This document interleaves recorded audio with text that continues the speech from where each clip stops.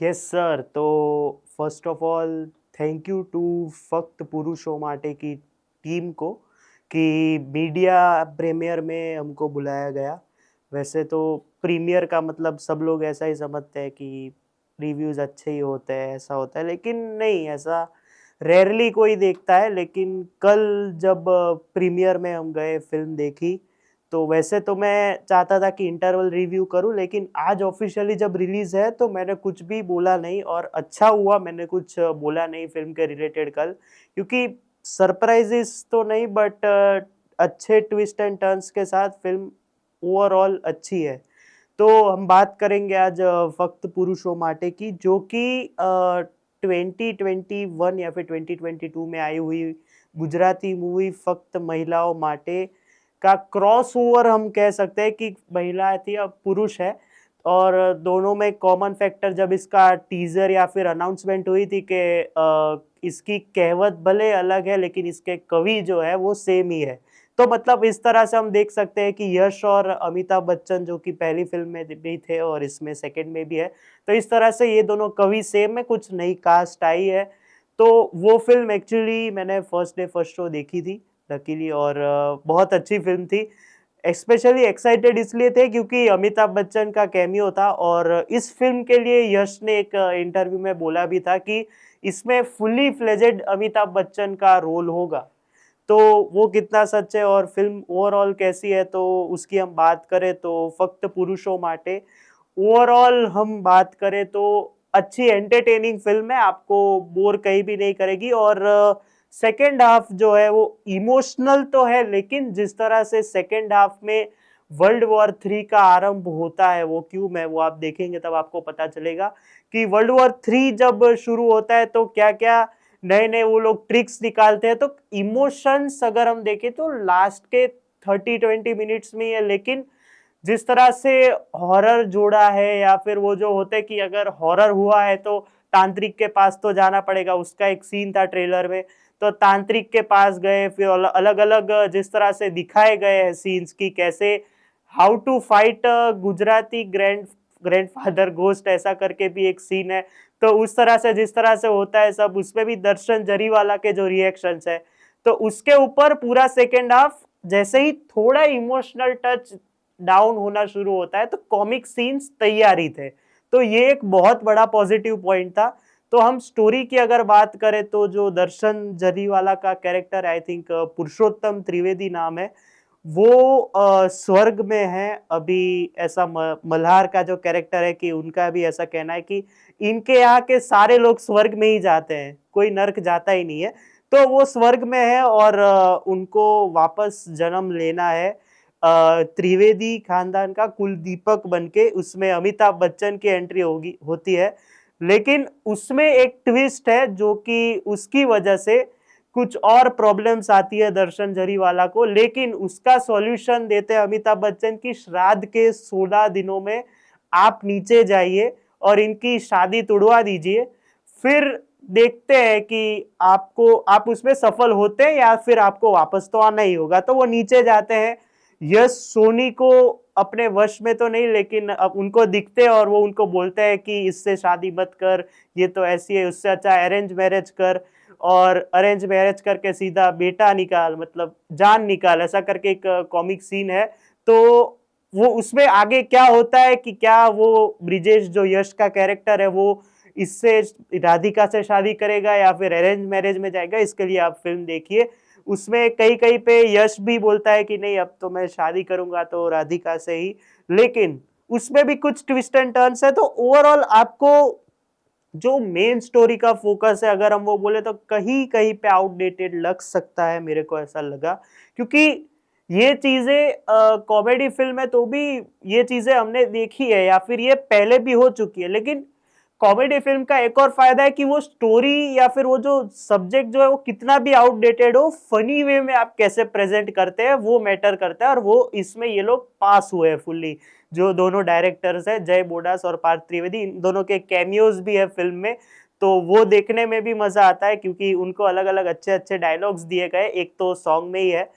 तो ये सब हो गया, लेकिन उसके बाद वीएफएक्स वर्क की अगर मैं बात करूं, भले ही पूरी ग्रीन स्क्रीन आपको लगेगी कि ग्रीन स्क्रीन के ऊपर पूरी वो जो स्वर्ग दिखाया गया है वो शूट हुआ है, लेकिन ग्रीन स्क्रीन के अलावा भी वो देखने में अच्छा लगता है विजुअली। फिर मल्हार का जो कैरेक्टर है, जिस तरह से वो सूत्रधार है या फिर जो स्टोरी नरेटर है, वो उनका कैरेक्टर अच्छा लगता है और पता नहीं क्यों वो जो कागेश का जो कैरेक्टर है उनका, वो उनपे सूट भी करता है, क्योंकि ऐसा लगता है कि वो सही में बोल रहे हैं। और जिस तरह से वो जैसे फक्त महिलाओं माटे में जैसे अमिताभ बच्चन का वो सूत्रधार थे वो, कि ऐसा करेगा अभी वो, ये इसके पास तो सुपर पावर हो गई, इसके पास मजा आ गया, तो ऐसा ही इसमें मल्हार ठाकर का है। तो इस तरह से आप कनेक्शंस जोड़ सकते हैं। एक कनेक्शन और है उसमें से, कि उसमें जो बैकग्राउंड म्यूजिक थे एक दो, उसमें ये इधर भी यूज हुए, और वो लगता है कि नहीं, उधर जिस तरह की सिचुएशंस में वो परफेक्टली सूट हो रहे थे, ऐसा ही इधर भी परफेक्टली वो सूट हो रहे हैं। फिर त्रण एक्का जिन्होंने वो जो फिल्म देखी होगी, उसका एक छोटा सा रेफरेंस है, अभी वो जिसको समझ आएगा उसको ही आएगा, बाकी किसी को मतलब वो पता नहीं चलेगा। बाकी ओवरऑल जो पंचीज है, मतलब जोक्स है, या फिर जिस तरह से भूत भगाने के तरीके, या फिर दर्शन सर जिस तरह से उनको दिखते हैं और फिर वो जिस तरह से पंचेस देते, मतलब इसमें एक फेवरेट डायलॉग मेरा ऐसा है कि भूल तो भगवान थी पड़ता, और तभी उधर मतलब थंडर स्टॉर्म होता है, और फिर जिस तरह से वो वापस सुधारते हैं, फिर वो शक्ति देते हैं, ऐसा नहीं है कि भगवान भूल ही करते हैं। तो वो पूरा एक सीन है। या फिर जो इंटरवल के पहले का सीन है, जब यश के अंदर दर्शन सर आ जाते हैं, तो सारे सीन्स पंचेस परफेक्ट है। और जिस तरह से एक हाई नोट पे फिल्म एंड होती है, लेकिन कॉमिक टाइम के साथ ही, तो आपको ओवरऑल मजा आता है। तो भले ही स्टोरी आउटडेटेड हो, जिस तरह से पुरुष प्रधान देश की जो बात की गई है वो थोड़ा अगर आउटडेटेड है, फिर भी उसको प्रेजेंट जिस तरह से किया गया है, तो वो देखने में अच्छा लगता है। अभी परफॉर्मेंसेस की बात करें तो यश सोनी, तो जगत में जिस तरह से उनका जो कैरेक्टर, एक तो एक मेरे अच्छे दोस्त है, उन्होंने बोला था कि यश सोनी को उन्होंने एक्सपेरिमेंटल थिएटर किया है हर्षिल भट्ट के साथ, जिन्होंने जगत बनाई थी, वो दोनों साथ में ही थे। तो एक्सपेरिमेंटल थिएटर का ये फायदा तो है कि स्क्रिप्ट सिलेक्शन अपने आप अच्छी हो जाती है। मतलब जो बंदा डैनी जिगर में कुछ अलग था, फिर जगत में कुछ अलग था, जगत में तो बहुत अलग था, अभी इसमें वापस कॉमिक टाइमिंग में एकदम परफेक्टली जोक्स लैंड कर रहा है वो। अभी इसके बाद अभिषेक जैन के साथ उसकी फिल्म आ रही है, उसमें उसका क्या अलग कैरेक्टर होगा। तो उस तरह से वो परफॉर्मेंसेस वाइज और एक्टिंग की जो लेवल है, उस पर हर वक्त काम बढ़िया करता है। तो उसका जब भी वो उसके अंदर दर्शन सर आते हैं, तो उसकी मिमिक्री करना, एक सीन में तो दर्शन सर बोल भी देते हैं मेरी मिमिक्री मत करो, ऐसा करके बोलते हैं। फिर जिस तरह से वो मिमिक्री करता है, फिर एक क्लाइमेक्स में उसकी मिमिक्री करता है उनके पापा के सामने। तो ओवरऑल यश सोनी एक टॉप नॉच लेवल पे उनका काम है। उसके बाद अगर कोई है तो दर्शन झरीवाला है ऑब्वियसली। उनके चाहे वो अमिताभ बच्चन के साथ सीन्स हो, या फिर जिस तरह से वो यश के साथ बात कर रहे हैं, या फिर इनडायरेक्टली मित्र गढ़वी के साथ बात कर रहे हैं, तो उनका काम हमेशा, मतलब कॉमेडी में अगर हम कमठान में भी बात करें, तो उनको भले ही कुछ कुछ जगह पे सीरियस रखा था, लेकिन जहां से वो कॉमेडी लाते थे, सेम विथ ओम मंगलम सिंगलम जिसपे वो थे, उसमें जिस तरह से कॉमेडी थी उनकी मल्हार के साथ, तो कॉमेडी टाइमिंग में मतलब वो हमेशा बढ़िया थे। अभी जो बॉलीवुड वाले उनको मैं देता हूँ एक बढ़िया नॉस्टैल्जिक, जो अजब प्रेम की गजब कहानी में जो रणबीर कपूर के पापा बने थे, उसमें उनकी कॉमिक टाइमिंग देख लो, तो वो कॉमिक टाइम में तो हमेशा से बढ़िया थे। फिर ईशा कंसारा का इमोशनल सीन्स में जिस तरह से उनके रिएक्शंस है, या फिर जहाँ पे उनको वो इमोशनल सीन्स में वो हाईलाइट दी गई है, फिर क्लाइमेक्स में जो उनका इंपॉर्टेंट काम है, इवन जो इंटरवल के पहले जो उनका जो शॉकिंग ट्विस्ट है, या फिर वो जिस तरह से शॉक होती है, तो उसमें उनका काम एक पीक पे आता है और उनका काम एंजॉयबल है। फिर अमिताभ बच्चन की अगर मैं क्या ही बात करूं, मतलब जिस तरह से फर्स्ट सीन में वो आते हैं, कृष्णकांत, महेश्वरलाल, ब्रह्मानंद, विश्वस्वामी, या फिर प्रभुदास बोलते हैं, तो जिस तरह से वो आते हैं और उनको जो मतलब जिस तरह से, मतलब देखो डायरेक्टर्स को पता था कि ये जेनजीस को कनेक्ट करेंगे कहीं कहीं पे, तो उन्होंने जेनजीस टाइप अमिताभ बच्चन को डायलॉग दिया, और इस बार हिंदी में भी दिए और गुजराती में भी दिए, तो उस हिसाब से उनका बैलेंस बढ़िया था। और वो जब जब भी आते हैं, तो भले ही जो भी कैरेक्टर्स थे इस फिल्म में, जब अमिताभ बच्चन वो स्क्रीन में हो, तो उनके अलावा कोई शो स्टीलर हो नहीं सकता, वो रेयरली हो सकता है वो चीज पॉसिबल। लेकिन अमिताभ बच्चन ने ओवरऑल फुल्ली फ्लेजेड काम है, जिन्होंने यश ने जो बोला था कि जिस तरह से उनका काम होगा तो वो बढ़िया होगा, और फुल्ली फ्लेज पूरी फिल्म में वो दिखते हैं। फिर आरती पटेल और अनुराग प्रपन्ना, जो कि अनुराग प्रपन्ना जो यश के पापा बने, और उनका काम मैंने वार त्योहार का वैसे तो रिव्यू नहीं किया था क्योंकि अभी उसकी बात हम बाद में करेंगे, लेकिन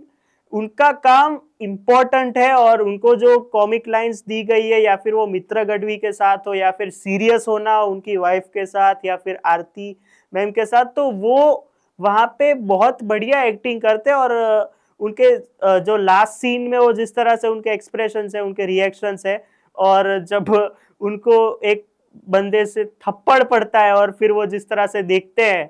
तो वो बढ़िया है। और उनके जो पापा बने हैं जितेंद्र ठक्कर और प्रलय रावल, जब वो उनको मिलते हैं तो वो वाला सीन भी बहुत बढ़िया है। तो उनका काम कॉमेडी में बहुत बढ़िया। और आरती मैम का काम एक्चुअली मैं बोलूँ ना, तो फर्स्ट हाफ में जिस तरह से उनको दिखाया गया था, तो मुझे लगा कि सपोर्टिंग रोल शायद हो सकता है, उससे ज्यादा नहीं। लेकिन क्लाइमेक्स में उनका जो कैरेक्टर ग्रोथ हुआ, और क्लाइमेक्स में सबका कैरेक्टर ग्रोथ हुआ है, अगर आप जब भी फिल्म देखे तो आपको पता चलेगा कि कैरेक्टर ग्रोथ जब तक पहले फर्स्ट हाफ में थोड़ा इनका मेन का हुआ, फिर सेकेंड हाफ में धीरे धीरे करके हुआ, लेकिन क्लाइमेक्स में जिस तरह से कैरेक्टर ग्रोथ सबका आता है और सबका काम बढ़िया है। लेकिन आरती मैम का काम उधर जाके इंपॉर्टेंट बन जाता है। और मैं as a Gujarati cinema lover, मैंने एक ट्रांजिशन देख लिया है, कहाँ पे BAR में दर्शन जरीवाला और आरती मैम हस्बैंड वाइफ थे, इसमें वो मतलब फादर डॉटर है, तो इस तरह का ट्रांजिशन देखा है मैंने। और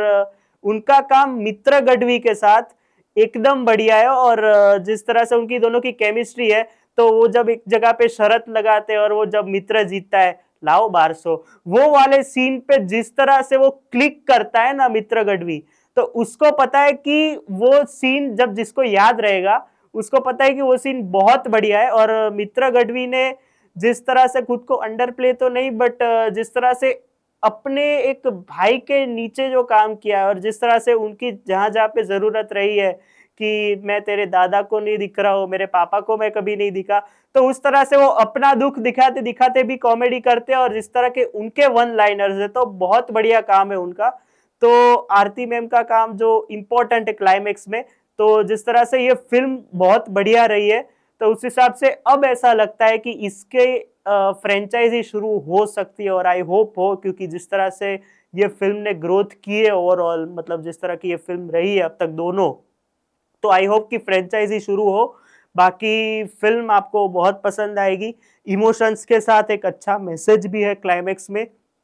तो आप जरूर देखिएगा ये फिल्म। और ये वीडियो पसंद आया हो, ये रिव्यू पसंद आया हो, तो लाइक कर देना, शेयर कर देना और सब्सक्राइब कर देना इस चैनल को। हम मिलते हैं अगले वीडियो में, तब तक के लिए बाय।